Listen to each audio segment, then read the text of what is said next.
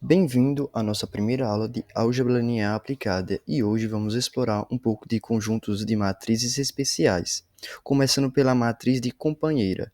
Esse tema tem aplicações diretas com a questão da computação numérica, teoria de controle, até mesmo processamento de sinais, e chegando até mesmo em algoritmos de grande escala, como o PageRank do Google. Bem, essa apresentação foi desenvolvida pela equipe formada por Ana Carolina, Ítalo, Ellen e por mim, o Vinícius, certo?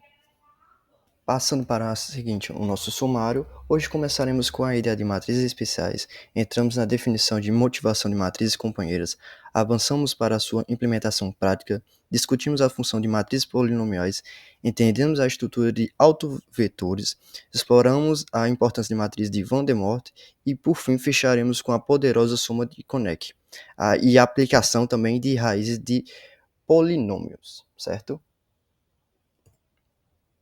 E aqui começamos a questão dos conceitos de matrizes especiais. As matrizes com estruturas internas específicas que permitem algoritmos extremamente eficientes. Exemplos que incluem utopias, circulares e companheiras. Bem, mas por que isso é importante? Porque algoritmos numéricos em uma larga escala não funcionam bem com matrizes arbitrárias. Elas dependem de um certo padrão, repetição e simetria. Em áreas com processamento de sinais, modelagem estática e otimização, essas matrizes são baseadas em métodos rápidos e estáveis. Passando agora para o próximo slide, falando sobre a questão das matrizes companheiras. Elas nascem de um polinômio mônico com toda a sua questão de estrutura codificada e os coeficientes de polinômio. Ela possui uma propriedade fantástica, que a questão dos seus altos valores, que são exatamente a raiz do polinômio. Ou seja, ela transforma o clássico problema de achar a raiz, certo? Difícil para Gauss-Alt em um problema de altos valores, para o qual existem métodos altamente otimizados. Essa simples mudança de perspectiva é uma das ideias mais elegantes de toda a álgebra linear computacional. No próximo slide, temos a questão do teorema de conexão. Aqui, com base no teorema da conexão crucial, a questão do polinômio caracteriza de uma matriz companheira e é extremamente o polinômio original. Essa ligação profunda entre a álgebra e a álgebra linear permite que métodos como um método de potência resolvam problemas enormes, como o PageRank, certo? Por exemplo, o Google calcula bilhões de autovalores de forma indireta usando as técnicas inspiradas nesse teorema, encontrando a distribuição estacionada de cadeias de Markov.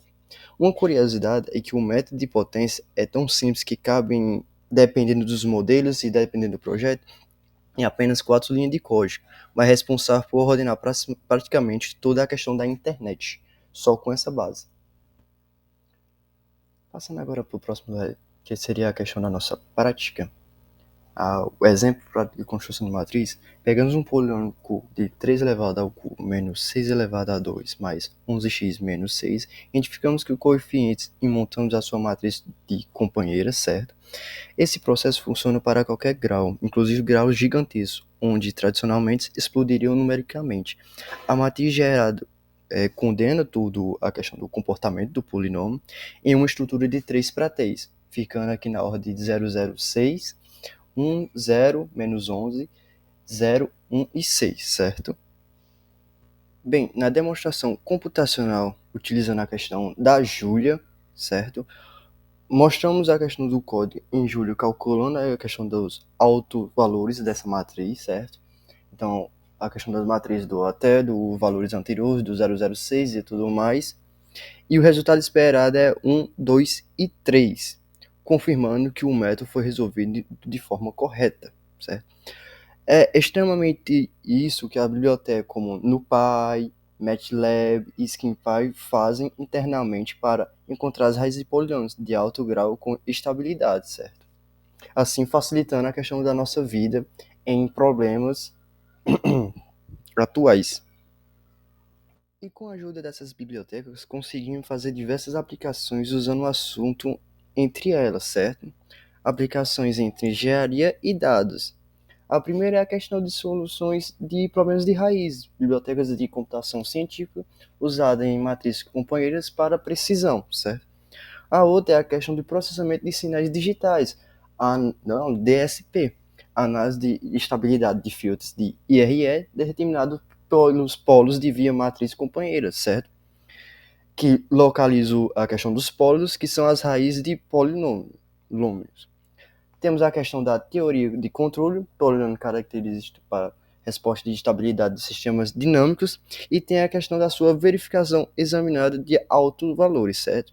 E outro ponto que não foi colocado aqui, mas é extremamente importante nesse assunto, é a questão da computação científica. Solucionadores de raiz de polinômios usam esse método como um certo padrão, certo? Isso mostra como a álgebra linear está por trás dos sistemas eletrônicos, robóticos e até mesmo a questão da aprendizagem de máquina. Bem, voltando agora para a questão das funções, temos a função de matrizes polinomiais, certo? Podemos aplicar funções analíticas à matriz companheira, sendo exponencial, seno, cosseno, certo? Isso permite calcular de elevada a, sem precisar usar os algoritmos claros como ou diagonalização explícita. Toda a estrutura de matriz companheira facilita calcular funções de matrizes usando apenas o coeficiente do polígono. No próximo slide temos a questão da estrutura do autovetores, certo? A matriz companheira tem autovetores de forma muito simples. R1, R elevado a 2, temos aqui a questão de um exemplo, certo? Isso facilita extremamente a questão do método de potências, porque para um alto valor dominante, a convergência é rápida e mais direta, certo? Esse comportamento é o que torna possível calcular os rankings do PageRank, por exemplo, que nós estudamos no início da aula, com poucas interações, algo extremamente mais direto, mesmo em grafos extremamente enormes. Essa forma facilita muito a questão disso.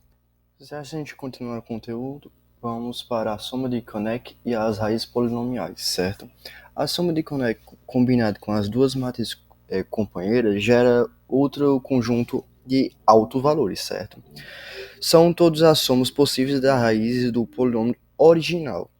Isso permite encontrar os produtos do valor de px e qx, certo? Sem multiplicar a questão dos seus polinômios de uma forma diretamente, evitando explosões numéricas de coeficiente, né? No caso dessas explosões numéricas, eu falo sobrecarga de valores, vários valores assim e tal, certo? Avançando mais uma vez, chegamos na questão dos conceitos fundamentais da soma de Koenig.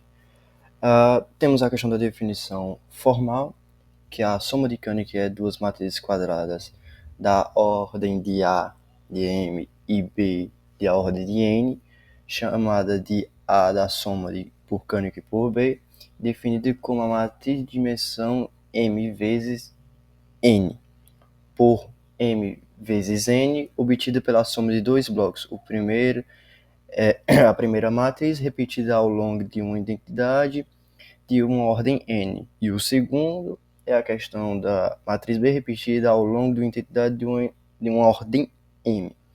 Em outras palavras, a operação constrói uma matriz maior combinando a estrutura de A, amplificando a estrutura de B e se replicando, sendo útil em estudos de operadores lineares, sistemas matriciais e relacionado a problemas ligados a altos valores.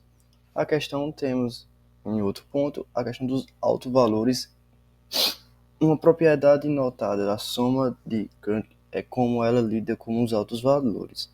Então, se lambda de i são os altos valores de A e mi de J, são os altos valores de B. Então, os altos valores de A opus B são de uma forma lambda de I mais mi J. Isso simplifica a análise de estabilidade e comportamentos de sistema, certo? O último ponto é a raiz de polinômio. A questão da sua conexão com as raízes de polinômios surge quando consideramos polinômios matriciais e a equação de características. A soma de Kerr pode ser usada como uma forma de resolver problemas que envolvem a determinação das raízes de polinômios que surgem de estruturas matriciais específicas, certo? Bem, a soma de Kerr permite resolver problemas de um jeito muito mais prático e eficiente. Sem ela, a questão desses cálculos gastaria muito mais tempo e recursos. E isso é especialmente utilizado quando vários sistemas estão interagindo ao mesmo tempo, ou quando precisamos encontrar a raiz de um polinômio mais complexo, que envolve várias dimensões, certo?